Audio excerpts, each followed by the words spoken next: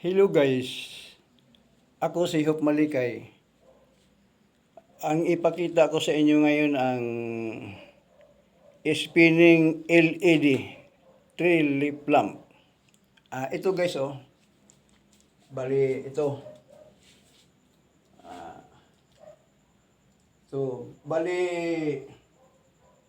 itong itong ito yung LED nga 3-leaf lamp. Yan, ito.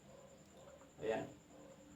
Tapos, ito namang, ito yung kanyang sakit. Tapos, itong blade na to, ang haba nito, 15 inches. Yan. Yan ang haba. Yan. Yan ang haba niyan. Tapos, itong LED to 20 volts, at sa electric fan to 20 volts din to. Itong electric fan drive natin ng puro sa to 20 volts. Ito yung mechanical spinner natin. Yan to 20 volts. Ngayon, isaksak na natin to itong ilaw. LED.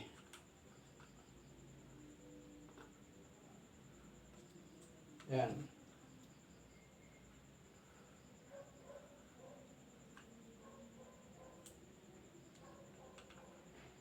Yan guys. Ngayon paikutin natin. Paikutin ko. Hindi kaya umikot guys. Hindi kaya sa paikutin. Hindi kaya paikutin yan. Yan. Ang paliwanag ko dahil mabigat itong LED at saka yung sakit. Ugong lang Umugong lang muna natin. Yan. Ugong lang. Hindi kaya paikutin. Mabigat kasi ito ngayon, parang lagyan natin ng bigat din dito sa kabila. Bali, itong socket at saka LED, bali 400 grams to. Ngayon, ikabit natin dito sa itaas, kabitan natin ng barya ng mga 300 grams lang. Ipapaliwanag ko yung sa inyo kung bakit. Yan. Papaliwanag ko to kung bakit. Yan, 20. Ano to? Yan. Ito, 20.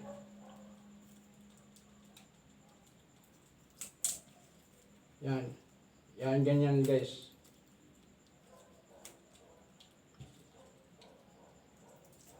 Tapos, ito naman isa, ikabit natin yan.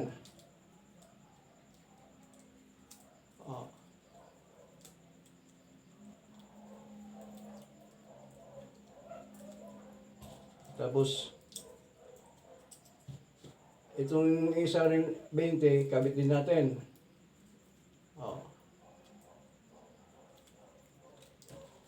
Yan. Bali, 65 pesos. Magastos, di ba? Pero ipaliwanag ko to guys, bakit ko to ginagawa, di ba? Yan, ipaliwanag ko to guys.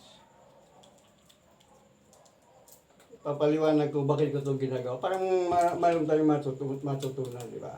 May parang may pakinabang naman.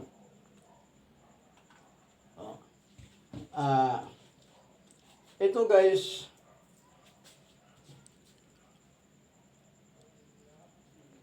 ganun Diyan pa rin ang itong ilaw na tong LED, ilaw ng LED na yan, sa baba pa rin, di ba? Ibig sabihin mabigat pa to. Mabigat pa rin itong mabigat itong LED at saka sakit kaysa barya. Kasi ito 400 grams ito. Ito naman 300 grams lang. Di ba? Yan. Yan. Pag ganun lang yan ang ikot niya, ganun. Yan. Pag ganun. Di ba guys? Yung pag ganun niya guys, pagkahulog niya ng ganun, ang tawag yan gravity. Yan, gravity. Mabigat ito may gravity ang tawag niya pag ganun. Yan, gravity. Pag pag gano'n naman niya sa itaas, ang tawag niyan inertia. Di ba? Oh, yan. Gravity, oh, hanggang dito lang ang gravity. Dito naman inertia. Di ba guys? Oh, paikutin natin to sila. Ito motor, hindi kaya ng motor. Dito tama lang sa motor. Gravity at saka inertia. Pinagsama natin yung tatlo yan. Oh, yung gravity at saka inertia, di ba guys? Oh. Oh. Di ba guys? Eh ngayon, paikutin ko na to ha. Oh. Gravity. Oh. Oh, di ba guys? Umikot na. Gravity at saka inertia. Ngayon, pailawin natin. Oh, di ba guys? Napakaganda guys. Oh. Dito lang yan sa electronic techniques makikita. Bali ang ano nito, ang nagpapaikot sa atin ngayon, isang motor na 220 volts, hindi lang niya kaya, nilagyan natin yan siya ng pabigat. Kaya ang tawag, yung pagbagsak noon, ang pagbagsak noon, ang tawag noon, gravity. Pag-angat noon, inertia. Bali tatlo ang nagpaikot dito sa ilaw. Motor, gravity, at saka inertia. Diba guys? Napagkasimple lang yan. Oh.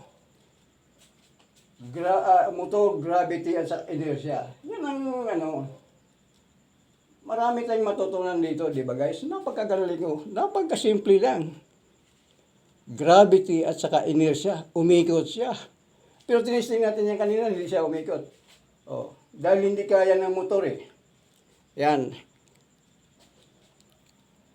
Dahil sa gravity at saka inertia, kinaya na ng motor, nakaikot siya ng maayos, di ba?